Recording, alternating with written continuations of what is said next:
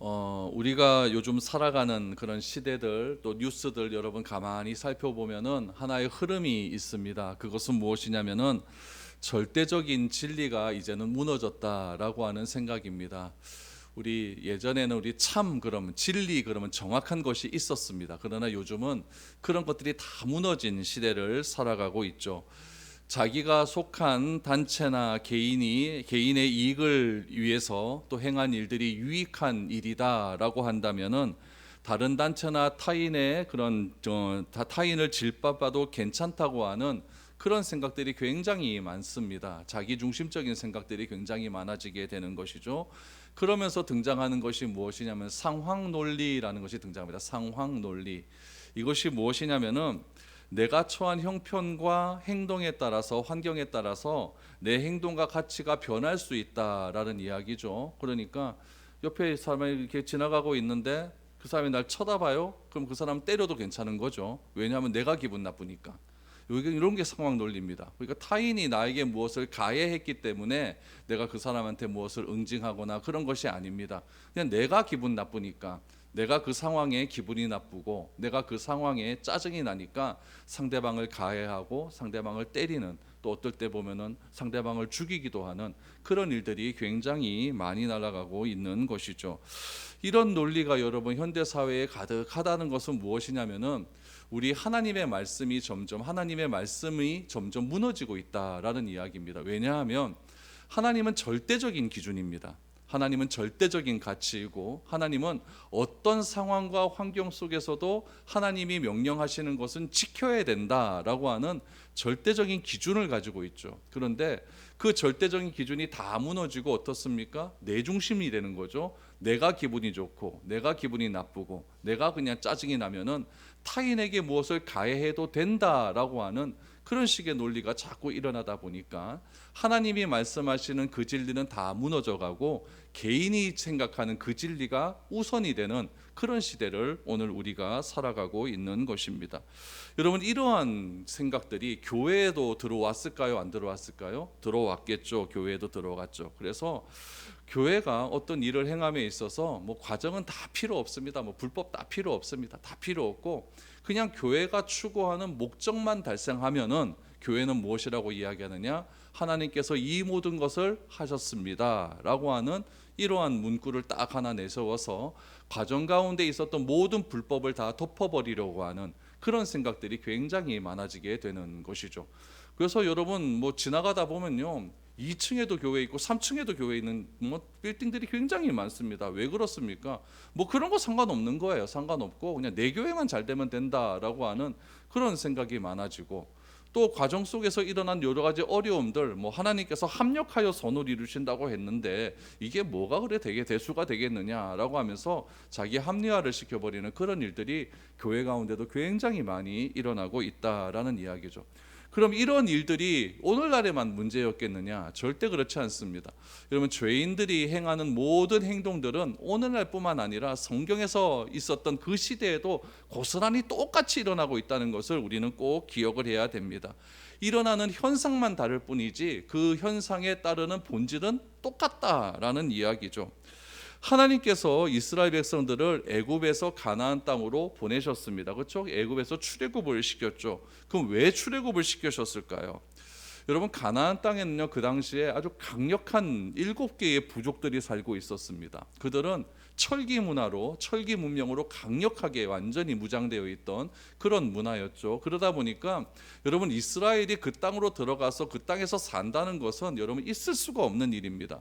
그 이스라엘 그 가나안 땅에 있는 7족속들은 철기 문화를 가지고 철병거를 가지고 있지 않습니까? 철로 만든 무기들을 가지고 있지 않습니까? 그런데 이스라엘은 어떻습니까? 400년간 노예 생활을 했죠. 또한 40년간 광야 생활을 했죠.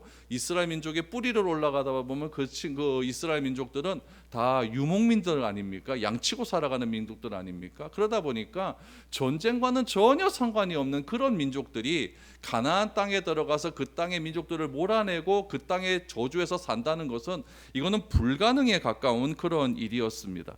그럼에도 불구하고 하나님께서 이 불가능에 가까운 일들을 행하시려고 하는 이유는 무엇이냐면은 가나안 민족들이 자기들의 힘만 믿고 너무나 불법을 저지르기 때문에 이 불법을 볼 수가 없는 것이죠. 그래서 하나님께서 선택한 민족들이 어떻게 살아가느냐, 하나님을 믿는 민족들은 어떻게 살아가는지를 그 불법을 행하는 사람들을 통해서 보여주고 싶은 겁니다. 그래서 그들도 회복하여서 하나님을 잘 믿는 민족으로 변화시키기를 원하는 그런 하나님의 뜻이 담겨져 있었다는 이야기죠. 그렇다고 한다면 이스라엘은 늘 언제나 이런 생각을 가지고 있어야 되는 거예요. 내가 가나안 땅에 들어가서 전쟁하는 것도 이 땅을 회복시키기 위함이다. 이 땅에 사는 민족들을 회복시키기 위함이다. 내가 이 땅에서 거주하며 살아가고 하나님께 예배드리고 모든 일들을 행하는 것도 주변에 수많은 이방 국가들이 있는데 그 이방 국가들이 하나님을 믿는 민족들을 바라보면서 아, 저렇게 사는 것이 하나님을 믿는 사람들의 행위구나, 모습이구나 라는 것들을 알고 변화되어야 된다. 그러므로 우리는 이 삶의, 이 땅의 기준이 되어야 된다. 이런 생각이 항상 가지고 그렇게 살아가야 되는 것이 맞다라는 이야기죠. 그런데 이스라엘 민족들이 그 땅으로 들어갔습니다. 그 땅으로 들어가자 어떻게 되었느냐? 가나안의 타락한 문화와 동화가 되고 맙니다.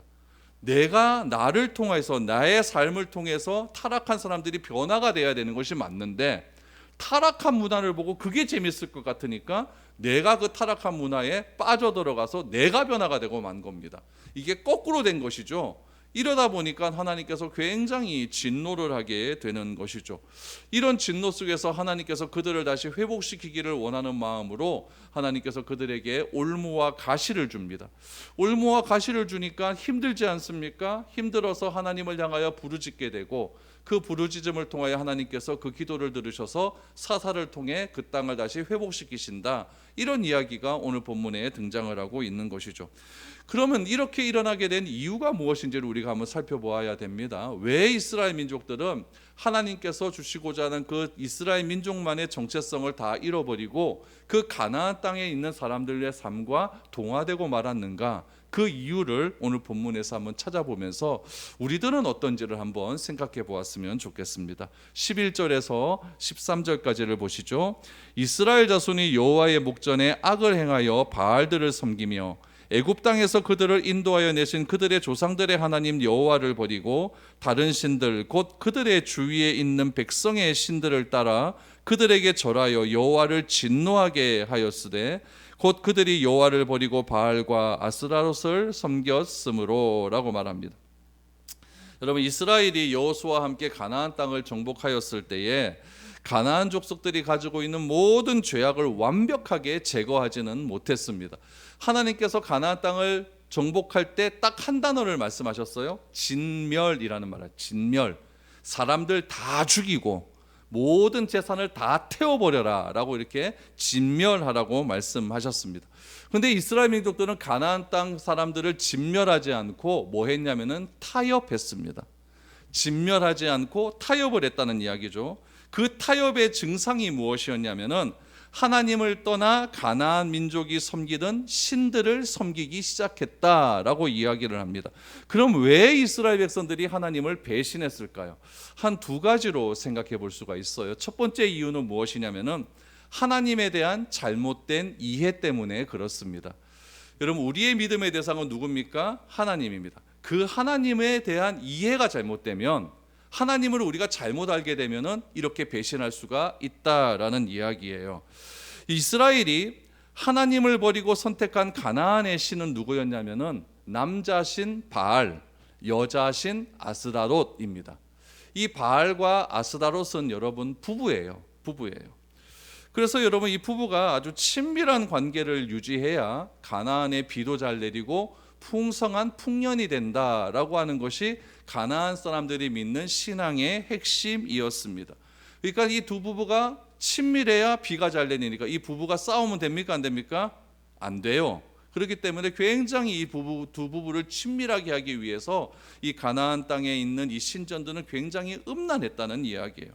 그럼 반대로 이스라엘이 생각하는 하나님은 어떤 하나님이었을까요? 이게 중요합니다. 이스라엘이 생각하는 하나님은 가나안 땅도 통치하시는 하나님이 아니라 광야의 신이라고 생각을 한 거예요. 그러니까 광야에서 하나님께서 이스라엘 민족들에게 먹을 거리를 주셨습니다. 만나와 메추라기를 주셨죠. 그래서 이스라엘이 먹고 잘 살 수 있도록 해 주셨어요. 그런데 여러분, 농사를 통해서 이제 먹고 살아야 되는 그런 시기가 다가온 거죠. 이스라엘이 가나안 땅에 딱 들어가고 난 다음에 만나와 메추라기가 딱 끊기지 않았습니까? 그러니까 이스라엘이 생각하는 거예요. 하나님은 광야의 신이기 때문에, 광야에서 우리를 돌보신 그런 신이기 때문에 광야에서는 만나와 메추라기를 먹여주셨지만은 가나안 땅에 들어와서는 뭘 지어야 됩니까? 농사를 지어야 되거든요. 농사를 짓기 위해서는 광야의 신 하나님이 필요 없고 누가 필요하다? 이 가나안 땅에서 농사에 적합한 그 신이 필요하다라고 생각을 한 거죠. 그 신이 누굽니까? 바알과 아스다롯이라는 신이에요.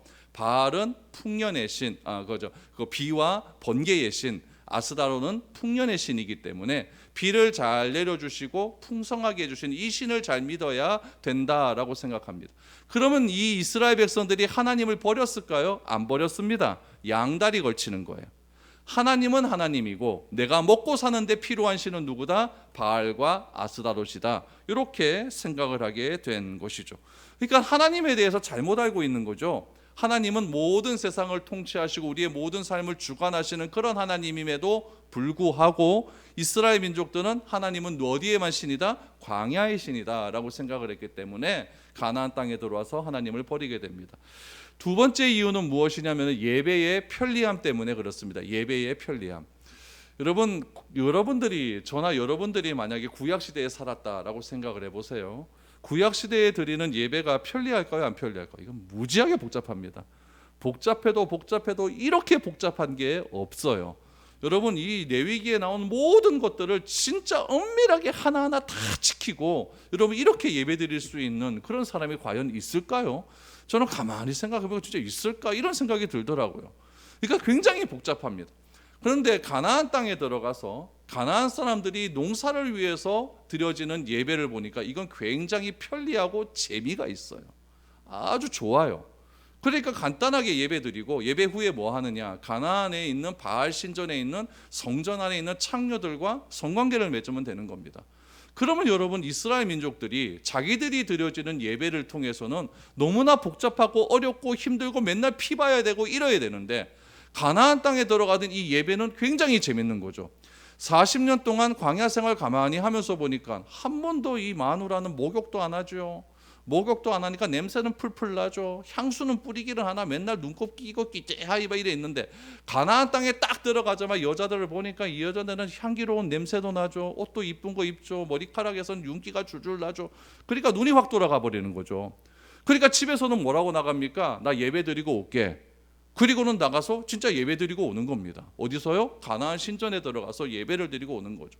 그러니까 여러분 이스라엘 남자들이 그 예배가 기다려지겠습니까? 안 기다려지겠습니까? 이건 미치도록 기다려지는 거예요. 굉장히 기다려지는 거죠. 우리는 예배가 안 기다려지는데 얘네들은 예배가 너무너무 기다려지는 거죠. 그러니까 여러분 이 가나안 땅에 들어가서 이러한 이유 때문에 하나님을 저버리게 되었다라는 이야기죠. 그럼 가나안 사람과 타협한 이스라엘 백성들을 향한 하나님의 진노가 나타날 것 아닙니까? 하나님의 진노가 어떻게 나타났을까요? 14절 보십시오. 여호와께서 이스라엘에게 진노하사 노력하는 자의 손에 넘겨주사 그들이 노략을 당하게 하시며 또 주위에 있는 모든 대적의 손에 팔아 넘기심에 그들이 다시는 대적을 당하지 못하였으며 그들이 어디로 가든지 여호와의 손에 그들에게 재앙을 내리시니 곧 여호와께서 말씀하신 것과 같고 여호와께서 그들에게 맹세하신 것과 같아서 그들의 괴로움이 심하였더라 라고 말합니다. 여러분 14절 15절 복잡하게 얘기해놨는데 딱 한마디로 얘기하면 무엇이냐? 이스라엘이 괴로웠다 이 얘기입니다. 괴로웠어요. 가나안 사람들의 사고방식대로 살면 그들이 바알과 아세라를 선택한 이유는 딱 한 가지입니다. 잘 먹고 잘 살기 위해서입니다. 하나님은 농사의 신이 아니라고 생각했기 때문에 하나님은 이 가나안 땅에서 농사를 주관 못하신다. 가나안 땅에서 농사를 주관하는 신은 바알과 아세라이기 때문에 바알과 아세라에게 잘 경배하면은 그들이 우리에게 복을 주셔서 우리가 잘 먹고 잘 살 수 있게 될 것이다 라고 하는 기대감이 너무나 컸던 것이죠.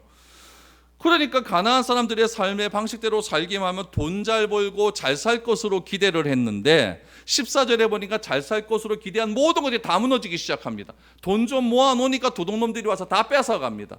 돈 좀 모아놓으니까 그게 어디로 날아간지 다 없어져 버려요. 그러니까 결국 그들에게 임한 것은 무엇이냐? 이것 때문에 뭐가 심해졌다? 괴로움이 심해졌다라고 성경은 말을 하고 있는 것이죠. 잘 될 줄 알았더니 잘 된 것 하나도 없게 되는 것이죠. 그러면서 죽을 고생이 하기 시작되었다라고 성경은 말하고 있습니다. 여러분, 하나님의 백성의 특징은 무엇이냐면은 하나님과의 관계가 무너지면 다 무너진다는 겁니다. 이게 정말 중요한 거예요. 그래서 어떻게 해서든지 하나님을 붙들고 있어야 됩니다. 하나님과 컨택이 되어 있어야 된다는 이야기예요. 연결이 되어 있어야 돼요. 그게 아니면 다 무너지고 만다는 거예요. 그런 의미에서 신앙이라고 하는 것은 무엇이냐면요, 어떤 상황 속에서도 하나님을 인정하는 겁니다.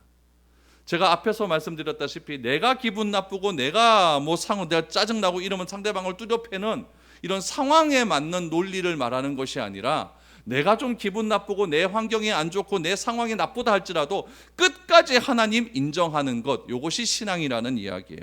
그렇다면 하나님을 인정하는 삶은 무엇인가? 거룩입니다. 거룩이에요. 거룩한 삶이란 무엇인가? 더러운 행위들을 안 하는 겁니다. 부정한 행위들을 안 하는 거예요. 그러니까 여러분, 하나님을 믿는다라고 하는 것은 누구만 믿으면 되는 겁니까? 하나님만 믿으면 되는 거예요. 다른 우상이 내 삶에 들어오는 것이 부정한 행위라면은 그것을 안 하는 겁니다. 그런데 내 삶에 다른 우상이 들어오기 시작을 하면은, 내가 하나님을 믿는다고 하면서도 내 삶에 다른 우상이 들어오기 시작하면 뭐가 시작된다? 괴로움이 시작되는 거예요. 우리 삶에 괴로움이 시작되는 이유면, 여러분, 하나님과의 관계가 흔들리면 내 삶에 괴로움은 반드시 시작되게 되어 있습니다. 여러분, 가만히 한번 생각해 보세요. 교회가 정말 어려워요. 힘들어요. 교회 가기만 하면 싸워요. 그러면 굉장히 괴로워집니다. 진짜 힘들어져요. 근데 교회가 평안하고 교회 가면 즐겁고 하나님께 예배 드리는 것이 기쁘고 그러면요, 내 삶이 조금 힘들다 할지라도 기대가 돼요. 이게 여러분, 예수 믿는 사람의 굉장히 큰 특징이다라는 이야기예요. 그러니까 여러분, 이 세상 시간 자체가 하나님과의 관계가 흔들려져 버리니까 다 자기 옳은 대로 행할 것 아니겠습니까? 그 옳은 대로 행하는 모든 삶의 현상들을 사사기는 요 한 구절로 딱 정리하고 있습니다. 사사기 21장 25절 말씀해 보니까, 그때의 이스라엘이 왕이 없으므로 사람이 각기 자기 소견에 옳은 대로 행하였더라. 중요한 게 뭡니까? 사람이 각기 자기 소견에 옳은 대로 행했더라. 내가 기분 나쁘니까 사람 때렸다는 이야기예요. 상황윤리가 모든 세상 가운데 퍼지기 시작했다라는 이야기죠. 옳은 날은 어떻습니까? 오늘 우리가 살아가는 시대는 어떻습니까? 상황 논리가 절대적인 논리가 되어버린 거예요. 상황 논리가 절대적인 권위와 가치를 가진다는 이것은 무엇이냐면은 절대적인 하나님의 말씀이 부정된다는 이야기입니다. 원래는 하나님의 말씀이 절대적이어야 되는데, 하나님의 말씀이 절대적인 것이 아니라 내 상황과 내 기준이 절대적인 시대를 살아가고 있다라는 이야기죠. 여러분, 내 삶의 논리와 내가 좋아하는 것이 가장 절대적인 기준이다라고 하면은 어떤 현상이 일어나는지 아십니까? 1차적으로 사람이 추구하는 것이 무엇을 추구하게 되냐면요, 돈 추구하죠, 권력 추구하죠, 인기를 추구하게 됩니다. 항상 이런 것들을 추구하게 되어 있어요. 이것들이 만족되어지면은 2차적으로 추구하는 것이 있습니다. 그것이 무엇이냐면은 예술, 스포츠, 문화입니다. 요즘 여러분, 예술하는 사람들의 우상화가 얼마나 심해집니까? 스포츠 선수들을 스포츠 선수라고 하는 거 스포츠 스타라고 이야기합니다. 그런 사람들이 절대적으로 들어와요. 문화가 여러분 얼마나 우리에게 커다란 우상으로 나타나는지 모릅니다. 여러분, 이런 추구가 다양한 문화라고 하는 이름으로 우리에게 우상으로 다가오는데, 성경에 나타난 그 시대는 우상이 어떻게 나왔느냐? 눈에 딱 보였어요. 바알, 그럼 바알의 형상이 딱 보였다는 이야기예요. 아세라, 그러면 아세라 형상이 딱 보여요. 근데 오늘날 우리가 추구하는 모든 문화라고 하는 이름 속에 감추어진 우상은요, 눈에 안 보입니다. 안 보이면서 그 문화가 그냥 우리 가운데 스며시 들어오게 돼요. 여러분, 5천만 인구가 우리가 살아가고 있지 않습니까? 5천만 인구가 살아가는데 우리나라에 1,000만 명이 넘는 영화를 본 영화가 꽤 많아요. 꽤 많아요. 1,000만 명이 영화를 보았다라고 한다면은 그 영화가 사회에 미치는 영향은 꽤 큽니다. 내가 아파요. 내가 힘들어요. 내가 괴로운 이유를 요번에 1,000만 명 넘은 영화를 보니까 어디서 찾냐면은 조상의 묘에서 찾습니다. 묘를 잘못 썼다는 이야기죠. 그래서 무덤을 이장하는 걸 파묘라고 하지 않습니까? 파묘할 때 내가 정상적으로 삶을 살아갈 수 있다라고 하는 내용의 영화가 1000만 명을 넘었어요. 그럼 여러분 5명 중에 1명은 봤다는 이야기예요. 여러분 보셨어요? 안 보셨죠? 그럼 누가 다 보는 겁니까? 젊은 애들이 다 보는 거예요. 그런 애들이 그런 생각에 자꾸 들어가요. 그 영화 속에 누가 나온지 아십니까? 풍수지리사가 나와요. MZ세대 무당이 1명 나옵니다. 장로예요. 교회 장로인 장례사가 1명 나와요. 그리고 그 무당과 같이 다니는 북을 치는 북수가 1명 나옵니다. 그 4명이요 누구와 싸우느냐? 일본 귀신과 싸우는 거예요. 일본 귀신과 싸우는데 이 싸우는 것의 가장 핵심적인 것이 무엇이냐면은 우리 한국 문화 속에 있는 전통 문화라고 하는 이름을 가지고 싸우는 거예요. 그럼 전통 문화가 잘못된 겁니까? 뭐 잘못된 것도 있을 수가 있고 좋은 것도 있을 수가 있겠죠. 그러니까 전통 문화, 그럼 우리는 한국 사람이니까 전통 문화 받아들여야 된다. 전통 문화 속에 우리는 다 살아가고 있는 것 아닙니까? 이런 문화라고 하는 이름이 그래서 위험한 거예요. 우리는 다 문화 속에서 살아가고 있거든요. 기독교도 문화 속에, 유럽이라고 하는 기독교 문화 속에서 다 그렇게 살아가고 있는 것 아닙니까? 이 전통 문화라고 하는 것들이 우상으로 우리에게 스며시 다가오는 거예요.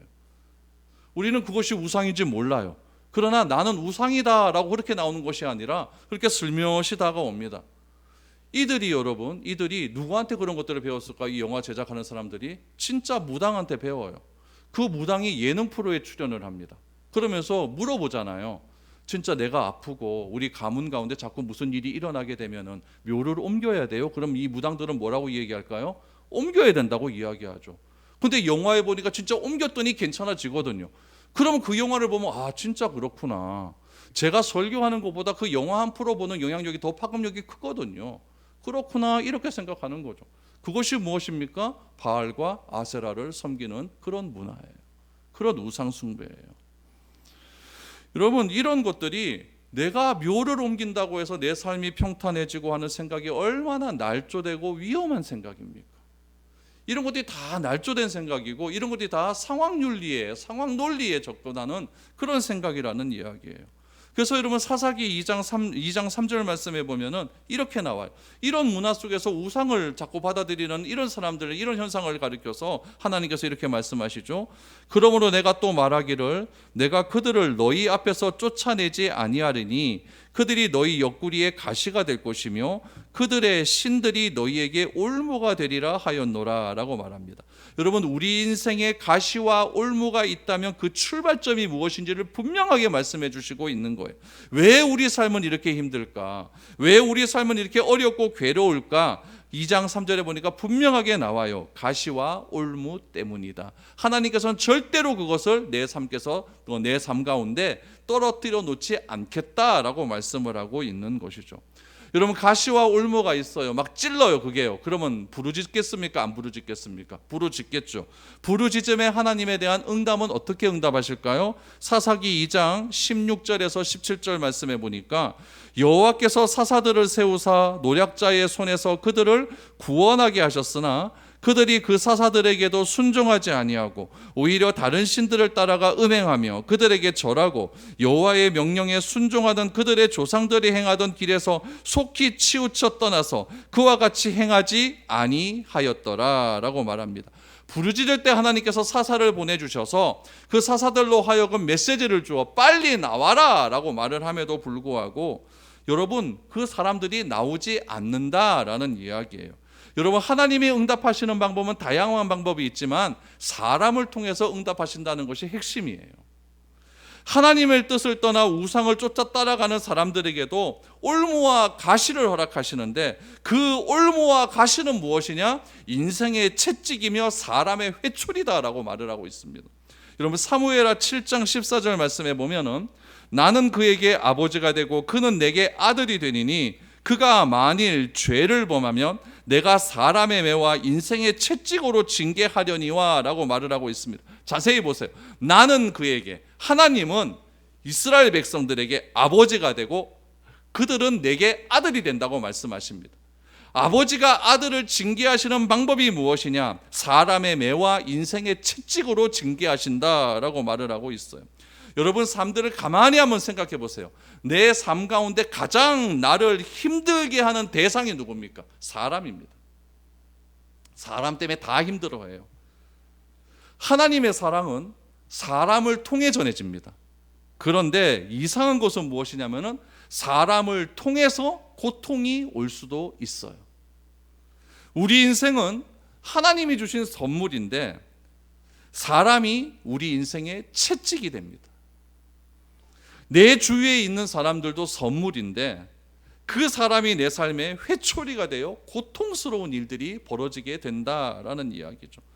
이런 일이 어디서부터 어떻게 시작되었는지를 모르면은 여러분 회초리와 채찍을 맞다가 괴로운 가운데 우리의 인생은 그렇게 끝나게 된다라는 이야기죠.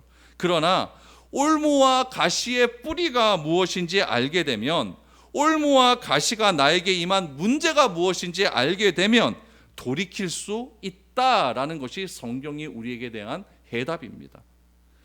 내가 그 땅에 잘못된 우상을 섬기게 되어 가시가 올무가 내 삶 가운데 들어오게 되면 뭐가 시작된다? 괴로움과 고통이 시작돼요.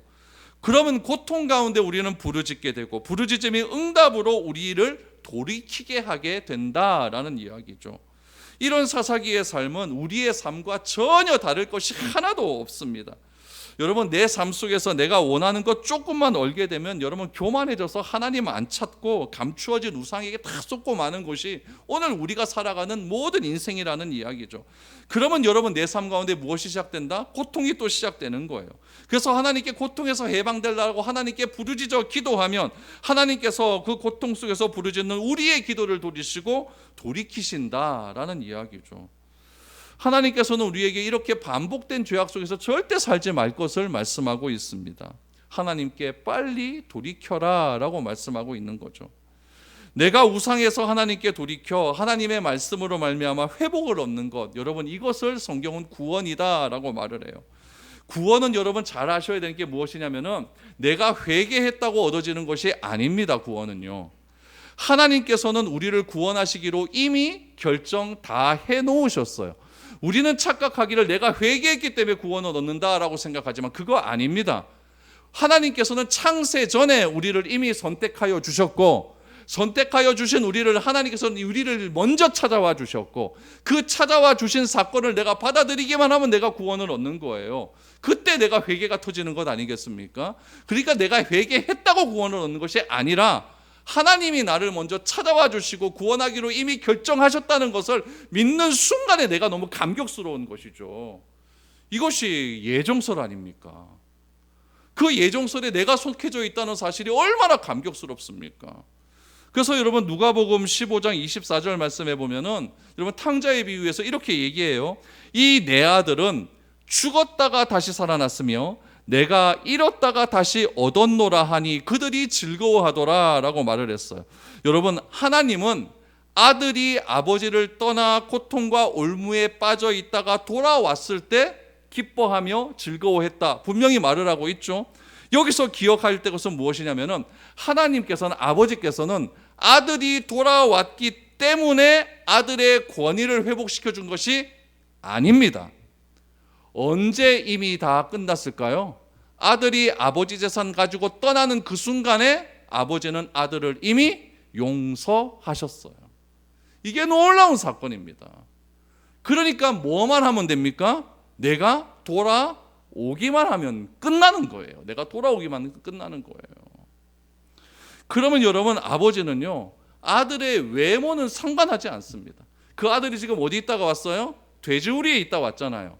돼지우리에 있다 왔으니까 일단 냄새가 심합니다. 얼굴 깨지해요. 그럼 아버지가 막 쫓아와갖고 아들 딱 보는 순간 아 더러워, 너 일단 목욕부터 하자, 샤워부터 하자, 이렇게 하셨어요? 아니에요. 그냥 끌어안는 거예요. 그냥 끌어안는 거예요. 그냥 끌어안으면서 잘 왔다 내 아들아, 잘 왔다 내 아들아, 네가 돌아왔으니 내가 너 손에 가락지 껴줄게, 너 신발 신겨줄게, 내 옷 새로 쫙 다시 입혀줄게. 이게 끝이라는 이야기예요. 그러므로 여러분 하나님은 아들의 외모, 우리의 외모, 내가 뭘 행했다 이것과 상관없이 무조건 용서하기로 이미 결정하셨어요. 결정하셨기 때문에 내가 그 사실을 믿고 돌이켜 돌아오면 된다. 이것이 복음이고 이 복음을 믿는 순간 나에게 구원은 임하게 된다라는 이야기죠. 그러면 내가 무엇 했기 때문에 여러분 구원받는다, 이런 착각에서 빨리 벗어나시기를 바랍니다. 하나님은 내가 돌이키면, 돌아서기만 하면 나를 안아주시고 아들의 권위를 회복시켜 주신다라는 사실이죠. 놀라운 사실은 내가 죄를 지어 하나님의 보호하심 가운데 떠나지 않았습니까? 오늘 이스라엘 백성들도 자기들이 하나님을 떠났어요. 하나님이 그들을 버리신 게 아닙니다. 자기들이 하나님을 떠났어요. 스스로 나갔기 때문에 스스로 돌아오라라는 이야기예요. 제 고등학교 때 친구가 한 놈 있었는데 그 친구 아버지가 형사입니다. 입만은 시시때때로 가출을 해요. 맨날 가출해요. 가출했다가 돌아오면 아버지가 어떻게 돌아오는지 압니까? 그 아들이 돌아올 때까지 안 기다려줍니다. 막 화가 나는 거예요. 아버지가 이 아들이 자꾸 도망가? 전국에 수배령을 내려버립니다. 수배령을 내려가지고 아들이 경찰한테 잡히지 않으면 수갑 채워가 와요. 왜 그렇게 하느냐? 아버지가 화가 나기 때문에 그런 거예요. 아들이 내 품에서 떠났다는 그 사실에 막 분노를 하는 거죠. 하나님께서 그런 식으로 우리를 돌이키시다 한다면은 내 다리몽대를 부러뜨리시겠죠. 그래서 어쩔 수 없이 하나님께 돌아오시게 만들겠죠. 나에게 막 큰 병을 줘가지고 안 돌아오면 안 되는 그런 상황을 만들어 버리시겠죠. 그러나 하나님은 그렇게 우리를 돌아오게 하는 그런 분이 아니라는 이야기예요.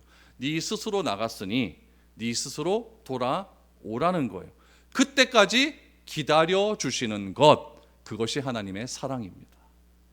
그 사랑을 깨닫는 순간 나는 뭐 하게 될까요? 회개하게 돼요.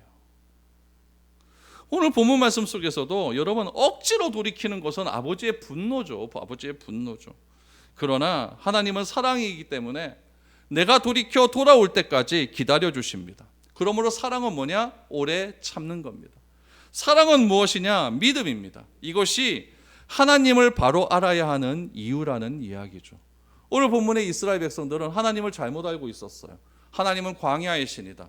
그러니까 광야에서만 하나님께서는 우리에게 먹을 것을 주시는 분이지 이 가나안 땅에 들어와서는 하나님께서 먹을 것을 주실까? 이건 절대로 안 되는 거야. 그렇게 생각하니까 자기들이 먹을 것을 원하는 대로 주시는 그 분께 찾아가는 거예요. 그게 누구였어요? 바알과 아세라죠. 너희들이 떠났으니까 이제 너희들이 돌아오라는 거예요. 돌아와라. 이스라엘 백성이 막 부르짖기 시작합니다. 하나님이 사사를 보내줬어요. 그래서 하나 사사를 통해서 메시지를 주는 겁니다. 메시지를 듣고 스스로 돌아오라라는 이야기. 스스로 돌아오라라는 이야기죠. 그러므로 여러분 내가 헌금 많이 하고 내가 뭐 기도 좀 많이 하고 내가 선교지도 좀 다녀오고 내가 헌신 많이 해야 구원이 임하는 것 절대 아니라는 이야기입니다. 하나님께서 내가 돌이키기만 하면 구원해 주시는 것이 너무 감사해서 그 은혜에 너무 감사해서 내가 헌신도 하고 선교지도 좀 다녀오고 내가 기도하고 이러는 것이지 이런 행위 때문에 구원을 얻어지는 것은 절대 아니다라는 이야기예요. 여러분 오늘 본문에 나타난 이 이스라엘 백성들이 행하는 이 바알신과 아세라신을 섬기는 방법은 이런 거예요. 일반 종교에서는요, 일반 종교에서 말하는 신은요 사람과 협상이 가능합니다. 협상을 하는 거죠. 내가 3,000번째 드릴 테니까, 내가 2,000번 절할 테니까 요 절한 만큼 내가 원하는 거 주셔야 됩니다 라고 신과 협상을 하는 것이죠. 그래서 내가 정성을 다해서 내가 원하는 것을 더 가지고 소유가 늘어나고 영향력을 행사하겠다고 정성을 다하는 거죠. 이것이 여러분 협상 테이블 깔아놓고 그 자기들이 믿는 일반 종교의 신과 협상하는 겁니다. 왜 하나님께서 바알 신앙에서 하나님의 신앙으로 돌이키라고 할까요? 바알 신앙은 무엇이냐? 하나님을 믿는 신앙의 기초를 뒤집는 거기 때문에 그래요. 바알 신앙은 어디로부터 출발하느냐? 인간이 신을 찾아가는 거예요. 내가 무엇인가 원하기 때문에 신을 찾아가는 겁니다. 이스라엘 민족이 왜 바알 신을 찾아갑니까? 가나안 땅에서 뭐 해야 되기 때문에? 농사 지어야기 때문에 농사에 필요한 신을 사람이 찾아가는 거죠. 그러나 하나님은 그렇게 하시는 분이 아니에요. 하나님은 먼저 나를 찾아오시는 분입니다. 그러므로 우리가 바알 신앙에서 떠나가야 되는 이유는 하나님의 믿는 신앙에서 그 신앙이 뒤집어지기 때문에 빨리 바알 신앙을 버려야 된다는 이야기예요. 그러므로 내가 하나님께 나왔어요. 하나님께 나와놓고 하나님 내가 이 세상에서 영향력이 좀 높아져야 됩니다. 그러면서 하나님과 협상하고 나의 소유를 좀 늘려야 되겠습니다. 이런 식으로 하나님과 협상을 하고 내가 원하는 것을 더 가져야겠다. 이것만 해결해 주시면 하나님 내가 충성을 다하겠다고 하는 행위는 교회라고 하는 이름의 바알 신전에 간 것과 똑같다는 이야기예요. 이렇게 신앙생활하지 말라는 이야기예요. 바알 신앙의 핵심은 무엇이냐? 신앙을 거부하는 데 있습니다. 바알 신앙은요, 내가 정성만 다하면 되는 거예요. 그래서 그 신과 협상을 하면 되는 거죠. 그러나 우리 그리스도인 하나님을 믿는 신앙은요, 철저하게 십자가 신앙입니다. 십자가의 핵심은 뭐예요? 십자가에서 누가 죽는 겁니까? 내가 죽는 거예요. 갈라디아서 2장 20절 말씀에 보면 이렇게 나와요. 내가 그리스도와 함께 십자가에 못 박혔나니. 주어가 누구예요? 납니다. 나. 내가 그리스도와 함께 십자가에 못 박혔나니 그런즉 이제 내가 사는 것이 아니요 오직 내 안에 그리스도께서 사시는 것이라. 이제 내가 육체 가운데 사는 것은 나를 사랑하사 나를 위하여 자기 자신을 버리신 하나님의 아들을 믿는 믿음 안에서 사는 것이라 라고 분명히 말을 합니다. 왜 내가 없어집니까? 나는 십자가에서 죽었기 때문에 그렇습니다. 십자가에서 죽었기 때문에 누구만 드러납니까? 예수님만 드러나게 되는 거예요. 십자가에서 죽으신 그 그리스도를 믿는 믿음 안에서 내가 사는 것이다. 이것이 예수를 믿는 신앙이고, 바알 신앙은 무엇이냐? 내가 살아야겠다는 이야기예요. 누구를 통해서? 내가 믿는 그 신과 협상해서 살아야겠다는 이야기죠. 그래서 내가 십자가에서 죽지 않고 내가 원하는 것만을 위해서 교회에 나온다면 절에 가나 무당에게 가나 팔공산에 가나 똑같습니다. 하나님은 그런 생각을 가리켜서 믿음이 좋다라고 절대 말씀하지 않습니다. 신앙이라고도 인정하지 않습니다. 돌이킨다라고 하는 것은 나의 욕망에서 돌아서는 겁니다. 어릴 때 저도 그랬어요. 성경학교 때 이래 가보면요, 교회에서 하룻밤 자지 않습니까? 교회에서 하룻밤 자는 것이 저는 그때 너무너무 좋았어요. 공식적인 외박 아닙니까? 그러니까 너무 좋은 거죠. 그런데 꼭 마지막 날에 우리 선생님들께서는 우리를 울려야 직성이 풀리시는 것 같아요. 엄마한테 뭐 잘못한 거 생각해. 너 아빠한테 잘못했잖아. 엄마가 너 때문에 얼마나 고생하는데 엄마 말씀 안 들어. 그럼 누가 하나 울기 시작하죠. 그럼 저도 막 웁니다. 그럼 선생님들은 성경 갖고 평가해야 할 때 우리 아이들 다 은혜 받았다라고 얘기합니다. 여러분, 운다고 은혜 받았다? 운다고 회개했다? 절대 그거 아닙니다. 날마다 기도한다고 돌아섰다? 그것 또한 아닙니다. 날마다 교회 와서 눈물을 흘리면서 돈 달라고 애쓰고 땡깡 부리고 회개하는 것은요, 돌아선 것이 아닙니다. 한국의 그리스도인들이 얼마나 기도를 많이 합니까? 우리 한국 사람 본 사람부터 기도 많이 한 사람 없어요. 일주일 내도록 새벽에 나와서 기도하지 않습니까? 새벽만 기도합니까? 수요일도 나와서 기도합니다. 그것도 모자라요. 금요일 날은 밤새며 가면서 기도합니다. 철야라고 기도하죠.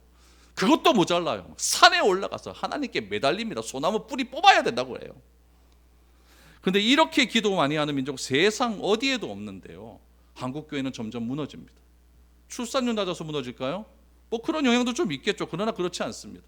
한국 교회사를 쭉 보면요, 80년대에요 한국 기독교인이 1000만 명이라고 그랬어요. 요번에 통계해 보니까 한국 기독교인이 얼마인지 압니까? 700만이에요. 10년 뒤에 몇 명으로 줄어든다고 합니까? 500만으로 줄어든대요.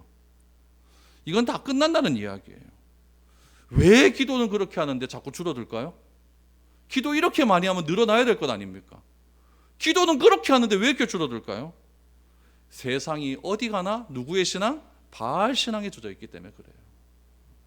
잘 먹는 것이 최고의 가치고, 그러니까 먹을 때마다 사진 찍어가 올리지 않습니까? 그게 최고의 가치고, 더 넓은 집으로 이사가는 것이 최고의 꿈이고, 더 많은 것을 소유하는 것이 인생의 목표입니다. 이 가치와 꿈과 목표를 위해서 신과 타협합니다. 그리고 그 신을 깨우고 두들깁니다. 그래도 안 되면 하나님께 3일 굶고, 그래도 안 되면 일주일 굶었다고 협박합니다. 그래도 안 되면 나 40일 굶을 겁니다. 목숨 걸고 기도합니다. 이렇게까지 이야기합니다. 그런 우리를 향하여 하나님은 뭐라고 말씀하십니까? 돌이켜라 라고 말씀하십니다. 이런 신앙에서 돌이켜라. 나만을 향해 가는 걸음을, 나의 민족과 유익을 위해 가는 걸음을 나 중심적으로 살아가는 그런 걸음에서 돌이켜라 라고 말씀하고 있습니다. 하나님은 지금도 바알 신앙에 젖어 오로지 풍요와 호화로움을 신의 이름으로 꿈꾸고 있는 신앙을 향해서 말씀하고 있는 겁니다. 왜 그들이 바알 신앙으로 돌아갔습니까? 잘 먹고 잘 살기 위한, 먹고 살기 위해서. 먹고 사는 것이 뭐 그래 나쁜 일일까요?